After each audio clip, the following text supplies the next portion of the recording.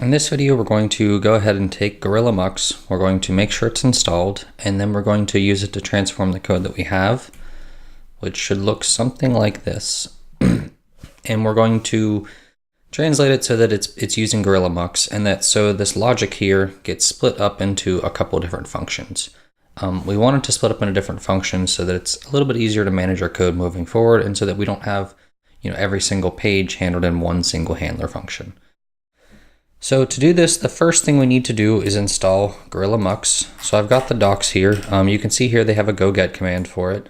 I'm going to go ahead and add one flag to this, the -u flag. So go get, I'm just going to paste this, and then we're going to put the -u here, which is basically our way of telling the go get command that we want to get the most up-to-date version. So it's going to update this. So we can see that it went and got the Mux package. We should have it installed. If you happen to see an error at this point, there's a very good chance that it's because you don't have Git installed.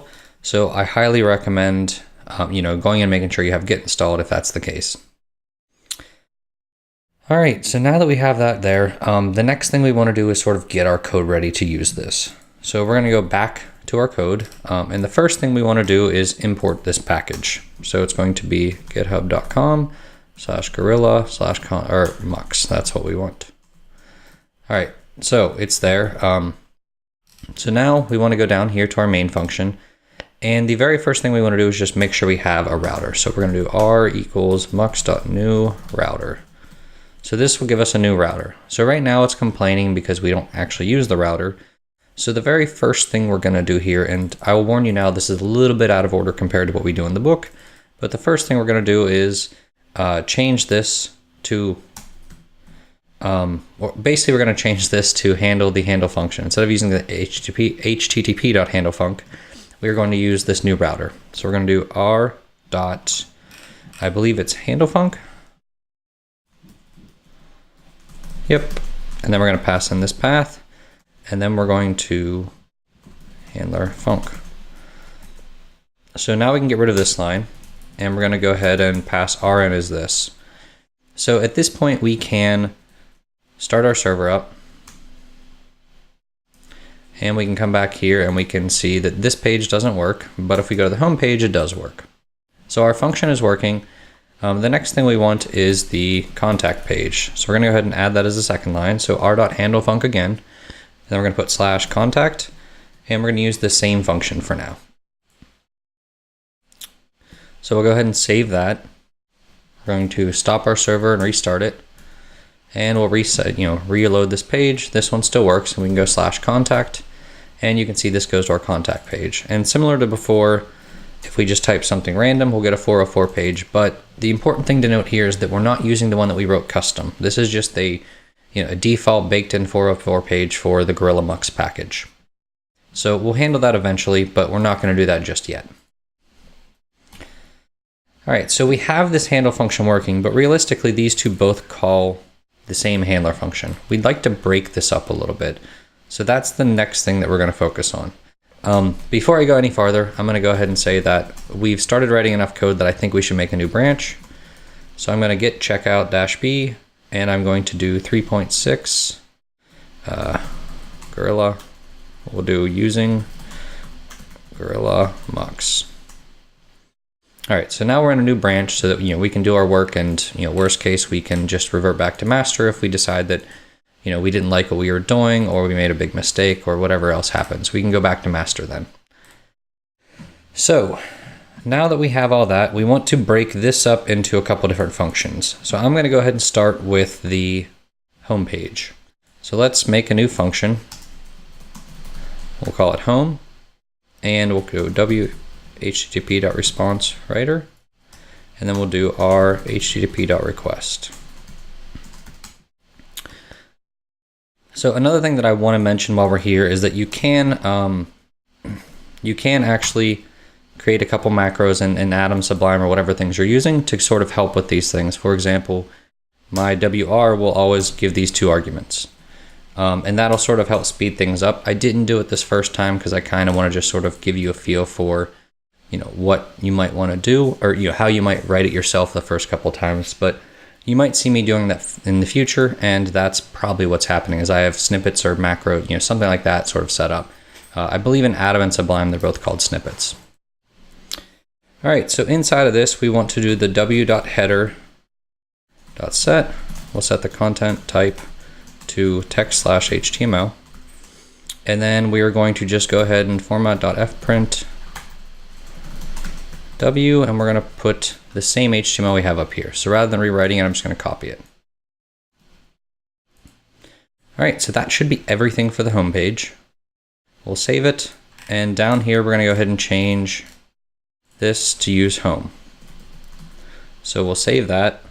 We'll go ahead and start our server up again. We're going to go ahead and make sure both pages work. So refresh the contact page, that works. Refresh the home page, that works. So it looks like that's working. The next thing we want to do is our contact page. So we want basically this code here along with the header. So we're going to go ahead again and do func contact. And then we're going to go from there, and we're going to do w.header.set content type. And we're going to be returning text HTML. And we're going to copy this line here. So this is what we want for our contact page. All right, I believe that's everything we need for the contact page. So now we go down here and change this to use the contact page handler. Save it. And we can stop our server, restart it. And we're going to go ahead and just check every page again. And you can see that both of these pages are working. I'm refreshing them both as well as hitting back to make sure that, it's actually refreshing that page. All right, so now that we have both of those pages working, and we should have everything we need at this point, the biggest thing left to do now is just to sort of get rid of, whatever other code we have that we're not using. So I'm going to go back through here, and I'm going to get rid of all of this. So I'm getting rid of it all for now, including the 404 page. Later on, we'll explore how to make our own 404 page, but it's not something that we necessarily need right now because Gorilla Mux has one, so we don't need to write one custom just right. All right.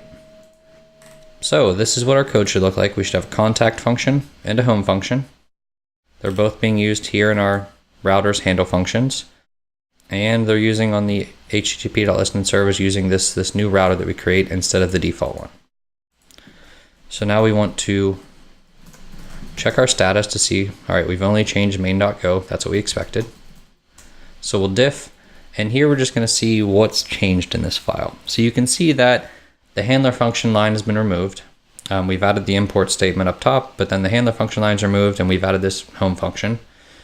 And similarly, we've added this contact function. And the order of this, as you can see, might look a little bit weird. The reasoning for this is when it diffs, it tries to find the minimum number of changes that are there. So you can see that this second w.header.set is showing up as something that didn't change because it's trying to just sort of diff so that there is a minimal number of changes as possible. And that's also why you'll see that some of these lines are looking like it's kind of staying, but it's not. This is what I mean specifically is the closing curly brace. Technically that's the curly brace from a different function, but it's going to go ahead and pretend like that line didn't change. And that just sort of is how the diff works. So again, we get down here to the main function, and you can see that we've removed the first two lines and then we've replaced them with these 4 new lines where we use the Mux router. And that's everything we expected. So there's no unexpected code here. So we're ready to hit Q to exit that. We can add our changes and then we can commit them. And we can say implemented the Gorilla Mux router. All right, so now we can check out master and we can merge in 3.6. Then we're going to push this to origin so that it's pushed up to GitLab. Okay, that's it for now. In the next video, we are going to go ahead and go over some of the exercises that will have us do a little bit more than what we've done here, but for the most part, this is what we needed to get done for this, this chapter. We just wanted to add this contact page, get a feeling for how routers work, and get one implemented in our code.